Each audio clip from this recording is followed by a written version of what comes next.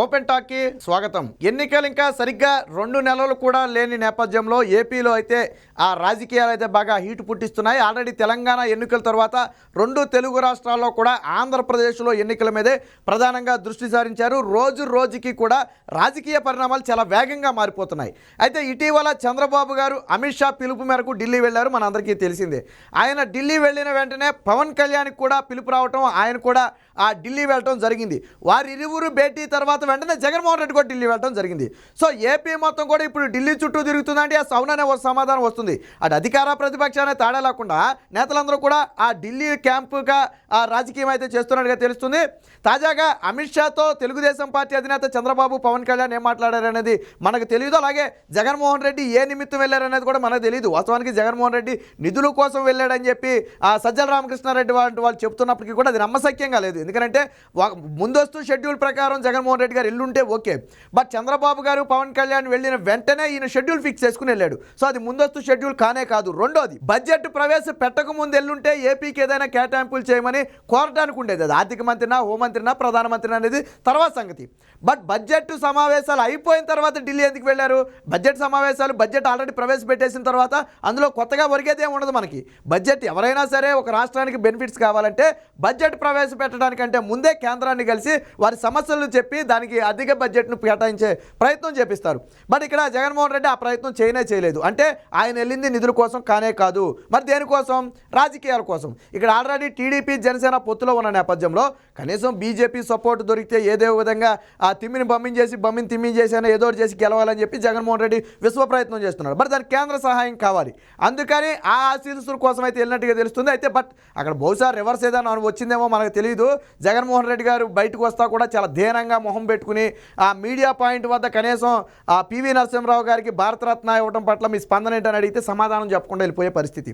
So ఆయన తీవ్ర ఆందోళనలో ఉన్నట్టుగా అయితే ఢిల్లీ టూర్లో ఆందోళనలో ఉన్నట్టయితే కనపడుతుంది. సో ఆయన ఆశించింది అయితే అక్కడ జరిగి ఉండదు. బహుశా దాంతోనే జగన్మోహన్ రెడ్డి అయితే తీవ్రంగా ఆందోళన చెందినట్టుగా అయితే తెలుస్తుంది.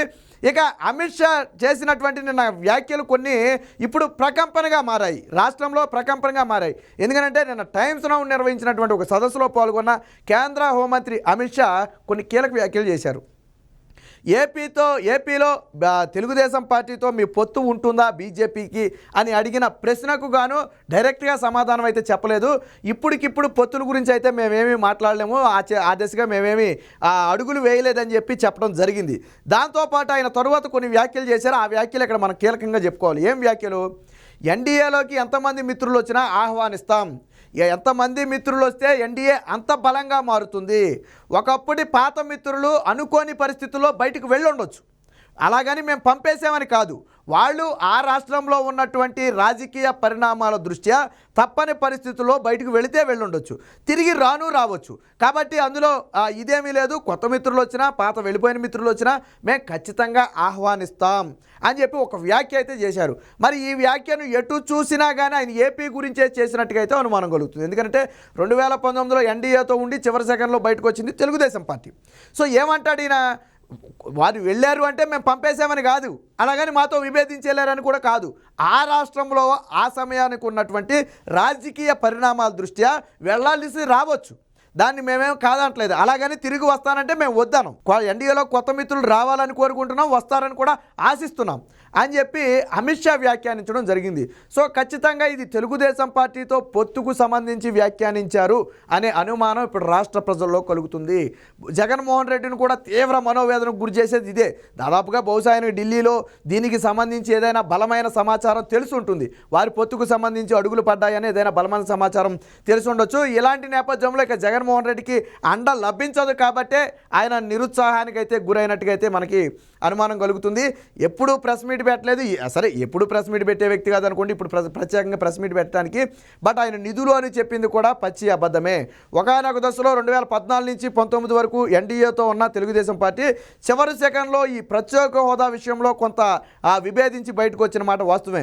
బహుశా మీడియా మిత్రులు రేపటి రోజున అడగబోయే ప్రశ్నకు అమిత్ షా ముందే సమాధానం చెప్పాడని అనుమానం కలుగుతుంది. జరుగుతుంది. ఎందుకంటే రేపు రోజున అడుగుతారు, ఒకప్పుడు మీతో కలిసి ఉండి విభేదించి వెళ్ళారు కదా, మళ్ళీ తిరిగి ఎలా వస్తారని చెప్పి మీడియా అడుగుద్ది, ఖచ్చితంగా వదిలిపెట్టదు మీడియా.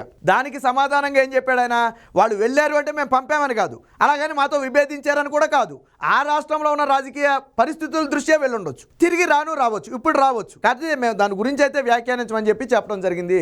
సో రేపు మీడియా అడగబోయే ప్రశ్నకు కూడా ఇండైరెక్ట్గా అమిత్ షా సమాధానం చెప్పారని అయితే తెలుస్తుంది. ఇప్పటికే జగన్మోహన్ రెడ్డి పరిస్థితి దినదిన గండం నూరేళ్ల ఆయుష్ లాగా మారింది. ఎందుకంటే పార్టీలో ఒక పక్క సొంత పార్టీ నేతలు హ్యాండ్ అవటం, మరో పక్క ప్రతిపక్షాలైనటువంటి టీడీపీ జనసేన బలంగా ప్రజల్లోకి దూసుకెళ్ళటం, ఇప్పుడు వారితో బీజేపీ కూడా చేయగలుపుతుందేమోననే అనుమానం రావటం, ఇక ఇదే సమయంలో 175 స్థానాలు కూడా జగన్మోహన్ రెడ్డి ప్రకటించలేని పరిస్థితి రావటం, ఇవన్నీ కూడా జగన్మోహన్ రెడ్డికి మింగుడు పడని అంశంగా మారింది.